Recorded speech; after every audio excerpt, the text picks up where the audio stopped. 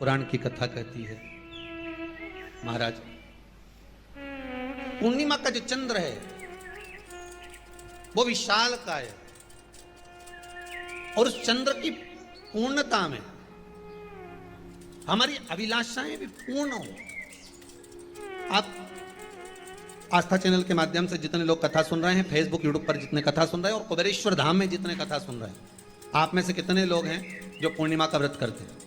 जो माताएं करती हो जरा हाथ उठाइए। पूर्णिमा का व्रत जो करते हो ना आप लोग, रखिए हाथ। अब पूर्णिमा के व्रत में आपने कई बार किताब पढ़ी होगी पूर्णिमा की, या आपने व्रत किया होगा, या पूर्णिमा का व्रत आप धारण करे होगे, तो उसमें पूजन कौन से भगवान की होती? पूर्णिमा के व्रत में किस भगवान की पूजन होती है? तो कहा पूर्णिमा के व्रत में केले के खंभ लगाकर पूर्णिमा का जो अध्यापन होता है, पूर्णिमा की जो पूजन होती है, उस पूजन में शंकर और पार्वती की पूजन की जाती है, शिव और नारायण की पूजन करी जाती है, शंकर और पार्वती का स्मरण किया जाता है। किसकी पूजन होती है? शिव पार्वती। क्यों शंकर और पार्वती का पूजन क्यों करा जाता है पूर्णिमा के व्रत में? क्योंकि शिव और माता पार्वती ही केवल एक ऐसे हैं जिन्होंने अपूर्ण लक्ष्मी को भी पूर्ण बना दिया था। अपूर्ण लक्ष्मी को भी पूर्ण बना दिया था। किसको पूर्ण बनाया है? लक्ष्मी। पूर्णिमा के दिन अगर आप शंकर भगवान को एक लोटा पानी अगर शिव को समर्पित कर रहे हो, श्वेत पुष्प को रखकर शंकर जी के ऊपर सफेद फूल को चढ़ाकर अगर एक लोटा जल भी, एक पात्र जल भी शंकर को समर्पित कर रहे हो, तो ये लक्ष्मी के लिए ही तो कर रहे हो। और कौन सी लक्ष्मी? पूर्ण लक्ष्मी। पूर्ण लक्ष्मी। आपको पहले भी कथा में कहा, एक बार भगवान विष्णु के सामने लक्ष्मी मैया ने बहुत तेज स्वर में कह दिया था, नारायण, दुनिया के लोग आपका नाम जपते हैं, दुनिया के लोग नारायण नारायण कहते हैं, दुनिया के लोग आपका भजन करते हैं, पर सत्य मायने में कहूं ना तो मेरे बिना दुनिया के लोगों की नहीं चल सकती। मेरे बिना दुनिया नहीं चल सकती, संसार मेरे बिना नहीं चल सकता। भगवान विष्णु ने कहा ये तो गलत है लक्ष्मी आपका कहना। एक दिन लक्ष्मी को अहंकार आ गया।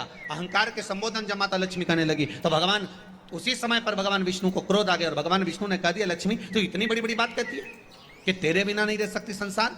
मैं तुझे कहता हूं लक्ष्मी तू अपूर्ण है। तू अपूर्ण है, तू पूर्ण कब हो गई?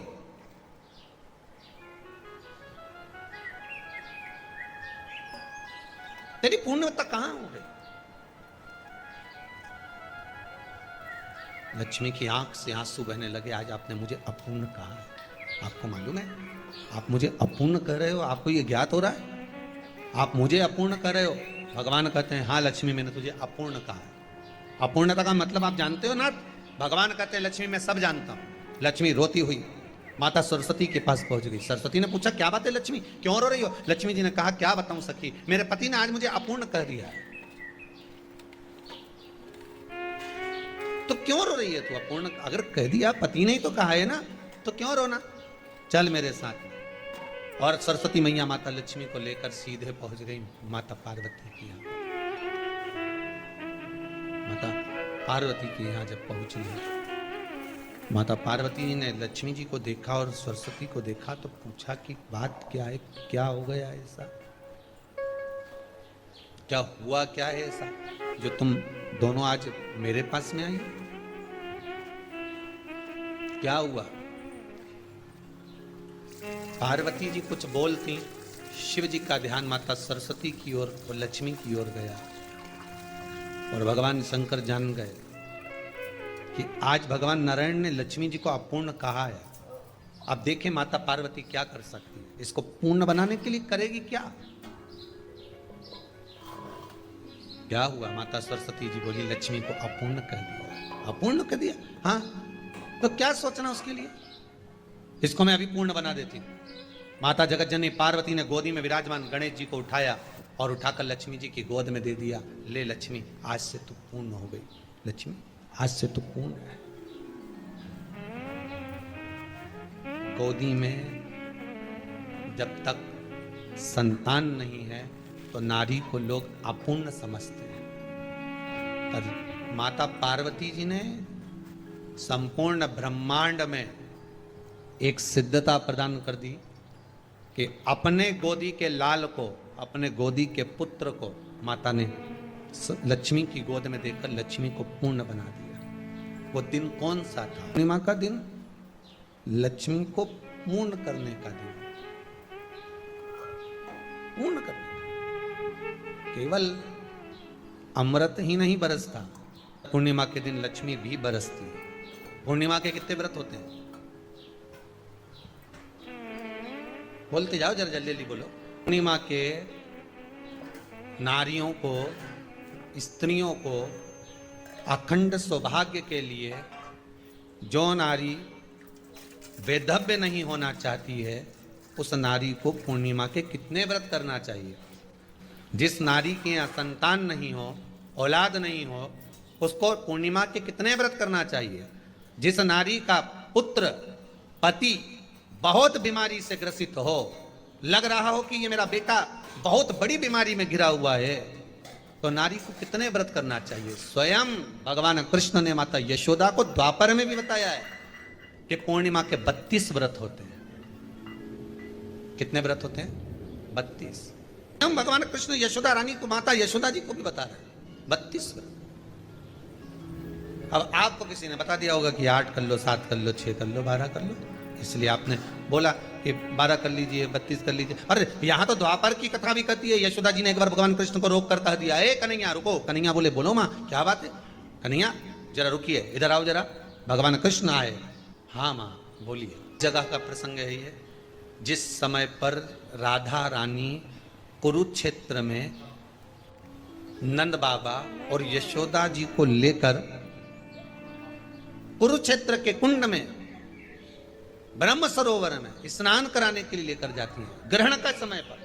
और जब भगवान कृष्ण उस कुरुक्षेत्र के उस सरोवर में स्नान करने आते हैं, तब यशोदा जी ने अपने लाला से प्रश्न किया, पूछा है कि नारी वेधव्य होकर ना मरे, उसका पति कोई रोग से ग्रसित ना हो, उसका पुत्र किसी रोग में ना पड़े। कितना सुंदर संवाद लिखा है। अगर किसी माता का पुत्र मान लो किसी नशे में डूबा हुआ है, कोई नशा कर रहा है और गलत नशा है, आपको लग रहा है कि ये नशे में डूबा हुआ है, आपको लग रहा है कि ये गलत जगह पर डूब गया है, आपको लग रहा है कि मदिरापान में, मांसाहार में या अधिक अधिक गांजा आदि का जो भी नशे होते हैं, जितने भी नशे, उसमें डूब चुका है। और माँ उसको समझा रही है, तू नशे में मत डूब, तू इस काम को मत कर, तू ये गलत कर्म मत कर। माँ उसको समझा कर हार गई। तो मेरा माताओं से निवेदन है, आप उसको समझाना बंद कर दो, एक काम करना प्रारंभ कर दीजिए। हमें जो शिव महापुराण के माध्यम से शास्त्र कह रहा है कि आप 32 पूर्णिमा के व्रत प्रारंभ कर दो। उसमें करना क्या है आपको? केवल जिस दिन व्रत रहे, रात्रि के समय पर कोई भी मीठा, कुछ भी सामग्री आप चंद्र की रोशनी में, चंद्र को अर्घ देने के बाद, पूजन करने के बाद उसको रखो, और वही सामग्री जो नशा कर रहा है उसको पूर्णिमा के दूसरे दिन उसको खिलाओ। आप धीरे धीरे खिलाना चालू करेंगे, जिस नशे में वो डूबा हुआ उस नशे से वो छूटना प्रारंभ हो जाएगा। 2 पूर्णिमा व्रत करके तो देखो, तीसरे में तुम्हें जरूरत ही नहीं, धीरे धीरे आप वो छूटना प्रारंभ हो जाएगा। स्वयं भगवान कर रहे हैं। यशोदा मैया ने कन्हैया को रोक लिया कुरुक्षेत्र के उस मैदान में, और भगवान कृष्ण का दर्शन माता यशोदा जी करी। बहुत दिनों के बाद माँ को, आज माता यशोदा को लाला का दर्शन हुआ, बहुत समय के बाद, जाने के बाद, बहुत समय। कृष्ण से माता यशोदा जी ने पूछा, कन्हैया लो, किसी नारी का पुत्र या पति रोग से ग्रसित हो,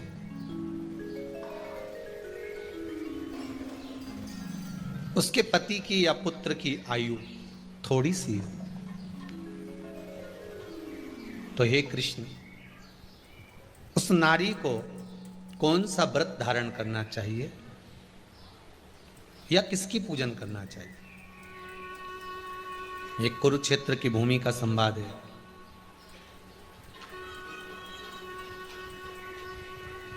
भगवान कह रहे हैं, मां, अगर नारी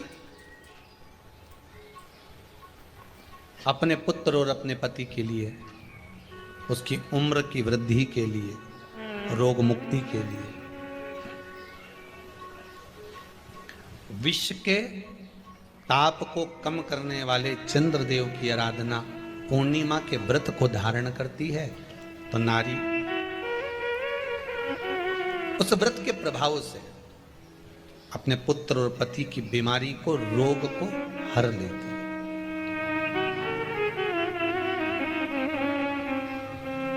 रोग का हरण कर लेते।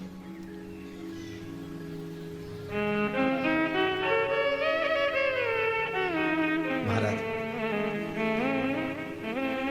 जो बच्चा बुद्धि से विकलांग हो, विद्या में कमजोर हो, परीक्षा हॉल में पेपर देते समय भूल जाता हो, वे एक काम ना करता हो, निवेदन है किसी भी पूर्णिमा की रात्रि को 12 बजे गाय के, गौ माता देसी गाय के जो 4 थन होते हैं, उन 4 थन में से जो आगे के थन होते हैं, 2 पीछे की ओर होते हैं, 2 आगे की ओर होते हैं, तो जो आगे के 2 थन हैं उस थन का दूध निकलवा लिया जाए और उस दूध का कोई भी मीठा पदार्थ बनाओ तो ठीक है, ना बनाओ तो उसी दूध में शक्कर मिलाकर पूर्णिमा की रात्रि को, जो विवेक से कमजोर हो, बुद्धि से कमजोर हो, या याद करा हुआ सब भूल जाते हो, या आपके लिए भी है कोई चीज रखते हो भूल जाते हो, विवेक याद नहीं रहता, बुद्धि में इतना प्रबल बल नहीं आ पाता, याददाश्त कमजोर होती चली जा रही, तो किसी भी पूर्णिमा की रात्रि को 12 बजे गाय के आगे के 2 थन का दूध, उसमें कोई पदार्थ, शक्कर, गुड़ कुछ भी मिलाकर भगवान के चंद्रदेव की साक्षी में उसको पिला दिया जाए। महाराज, बार बार पिलाने की जरूरत ही नहीं पड़ेगी, एक ही बार में काम कर जाएगा और विवेक पूर्ण तरह से कार्य कर लेगा। इसी गाय के आगे के 2 थन का दूध बड़ा प्रबल होता है। पूर्णिमा की रात्रि को 12 बजे उसका प्रयोग किया जाए। दूध को निकाल लो शाम के समय, रात्रि के समय ग्वाले से कहकर, जिसके यहाँ पर देसी गाय हो वहां निकलवा कर उसको रखा जाए, उसका पान करा जाए। रोग बीमारी में प्रबलता है तो मां यशोदा जी जग कल्याण के लिए पूछ रही है। जब देवता 33 कोटि देवता उस चंद्र के इंतजार में रहते हैं कि ये चंद्र प्रबल होगा, तब जाकर ये चंद्र यहाँ पहुंचेगा, तब जाकर हम मंथन करेंगे, तब जाकर वो अमृत मिलेगा, और उस अमृत को देवता धारण करेंगे तो वो आनंद पा जाएंगे। हम क्यों एक एक पूर्णिमा छोड़े? एक एक पूर्णिमा के महत्व को जानिए। कोई पूर्णिमा साधारण नहीं है, कोई प्रदोष साधारण नहीं है, कोई शिवरात्रि साधारण नहीं है। 12 महीने शिवरात्रि पड़ती है, 12 महीने में प्रदोष पड़ते हैं, तो महत्व ही नहीं जान पाते। कौन से प्रदोष पर क्या करना है, कौन सी पूर्णिमा को क्या धारण करना है, कौन सी शिवरात्रि पर। कई लोगों को तो यहां तक नहीं मालूम था कि भाई श्रावण के महीने में भी शिवरात्रि आती है। वो तो बस लोगों के कि शिवरात्रि का पूजन हुआ, तो उसका स्मरण क्यों छोड़े हम? अगर ये वेद और शास्त्र ब्राह्मणों को दिए गए हैं, ये वेद और शास्त्र विद्वत जन को दिए गए हैं, तो इसका स्मरण होना चाहिए कि हम निकाल कर जनमानस तक ये चीज पहुंचाएं कि हमें इस दिन ये पूजन करना है, उसका स्मरण होना चाहिए। भगवान कृष्ण से यशोदा जी ने पूछा तो भगवान कृष्ण ने कहा, मां, पूर्णिमा का व्रत अगर नारी 32 पूर्णिमा धारण कर लेती है तो वो नारी वेदव्य होकर नहीं जाती। पर आप लोग व्रत जो करते हो ना, जो भी व्रत आप लोग उठाते हो, सोमवार का व्रत जैसे किसी माता जी ने उठा लिया और वो उठाने के बाद, हम तो शादी नहीं हुई थी ना जब भी सोमवार व्रत करते थे, अब शादी हो गई अभी भी हम सोमवार का व्रत कर रहे हैं, करे जा रहे हैं, और उसका कोई उद्यापन नहीं करा, कोई संकल्प नहीं लिया गया कि मैं 5 करूंगी कि 16 करूंगी कि 25 करूंगी कि 31 करूंगी कि 21 करूंगी। इसलिए पूर्णिमा व्रत का विधान में कहा गया कि 32 पूर्णिमा का पहला संकल्प होना चाहिए। उसके बाद आपकी 32 पूरी हो जाए, फिर आप दूसरे और व्रत कर लो, फिर 32 कर लो, फिर 32 कर लो, पर उसमें पूर्णता का भाव। अभी तक किसी के सोमवार और गुरुवार और शुक्रवार के व्रत ही पूर्ण नहीं हुआ, अभी तक चल रहा है, अभी तक चल रहा है। हम तो सोमवार का व्रत करते हैं, हम तो शनिवार करते हैं, अब शनिवार करते करते 4 साल हो गए, 6 साल हो गए, 5 साल हो गए। भगवान को तो थोड़ा बहुत खिला पिला के उनको एक बार तो विश्राम दे। भगवान भी मन में सोच रहे अब तो निपटेगी तभी छोड़ेगी। कोई भी व्रत आप करो, उस व्रत का एक संकल्प, एक नियम कि मैं इतने व्रत करूंगी, ये मेरा नियम। जैसे नवरात्रि के 9 दिन मैंने करे, व्रत धारण करे, 10वें दिन उसको छोड़ दिया।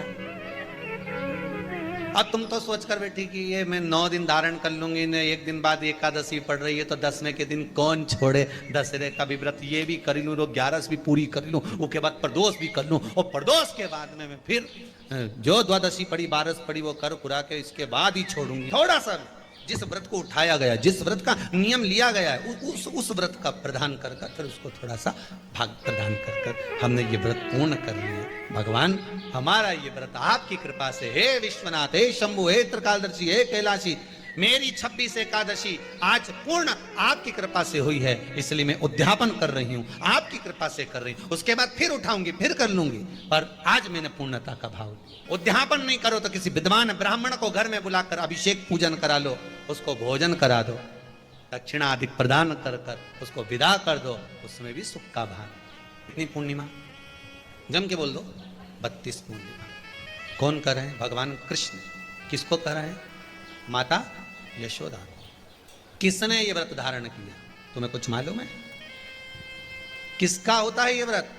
भगवान कृष्ण ने कहा ये शंकर और पार्वती का व्रत है। किसका व्रत है? शिव और पार्वती का। पूर्णिमा का व्रत शंकर और पार्वती का व्रत। तो कोई कहे कि ये तो भगवान कृष्ण का व्रत है, तो ये तो कृष्ण भगवान तो द्वापर में आए हैं, पर पूर्णिमा का व्रत तो स्वयं माता पार्वती जी ने भी धारण करा है। जिस समय पर कार्तिकेय महाराज को गंगा मैया प्रकट कर रही थी और तारकासुर का जब संहार करना था, तब माता पार्वती ने शंकर जी से पूछा था कि तारकासुर को मारने के लिए आपके पुत्र की जरूरत है, आपका पुत्र प्रकट कैसे होगा, क्योंकि आप तब साधना में लगे रहते हो। भगवान कहते हैं चिंता मत कर, तू एक काम कर, पूर्णिमा व्रत को धारण कर। मां पार्वती भी जिस व्रत को धारण करी है, तो कोई ये द्वापर का व्रत है क्या? यहां तो शास्त्र कह रहा है कि कोई भी अगर आप प्रसंग धारण कर रहे हो, कोई भी आप नियम धारण कर रहे हो, कोई भी आप व्रत धारण कर रहे हो, या आप किसी भी तरह का पुण्य भाग धारण कर रहे हो, तो उसमें जड़ की मूलता होना चाहिए। जड़ कहां? केवल पूर्णिमा का व्रत कोई केवल द्वापर का नहीं है, केवल त्रेता का नहीं, ये तो सतयुग के भी आगे का निकल चल, ना जाने कितने सतयुग, कितने त्रेता, कितने द्वापर हुए, तब से चला। इन नयनों में नंबर बढ़ते चले जा रहे हो, चश्मा उतर नहीं रहा हो, दूर कहानी दिखे, कहीं किसी को पास कहानी दिखे, रहते हैं। उसके लिए तुलसी की जो डंडी होती है, तुलसी जैसे बेलपत्र की जो ये डंडी है, ऐसे ही तुलसी का जो पत्ता होता है, उस पत्ते की जो डंडी होती है, उस डंडी को चंद्रमा को देखा जाता है। उस डंडी की जो कोर होती है, उस कोर को दृष्टि से मिलाया जाता है। माँ की रात्रि ठीक 12 बजे आप चंद्रमा की, जैसे चंद्रमा का भाग, उस चंद्रमा के भाग को आप उस डंडी के भाग से निहारने का प्रयास करिए। मार घर में आई है, घी का दिया लगाई है, उस घी के दीप को लगाने के बाद पूर्णिमा के दिन उस पर एक प्लेट थोड़ी तिरछी कर रख दो, जिससे उसकी कालोच, काई की, उस दीप की, घी के दीप की कालोच उस प्लेट पर आ जाए। थोड़ी सी कालोच ले लीजिए, 5-10 मिनट में आ जाएगी। उसको गाय के घी में मिलाकर आंखों में सुरमा लगाकर रात्रि को सो जाइए। 3 दिन बाद आप महसूस करेंगे कि नेत्र की ज्योति बढ़ना प्रारंभ हो रही है। अब इस प्रयोग को करने में कोई धन लगा तुम्हारा? अरे बोलो तो सही। कोई दौलत लगी तुम्हारी, कोई संपदा, या फिर तुमने सियोर वाला महाराज के लाके खूब बटोर के दे दिया, कुछ लगा? नहीं।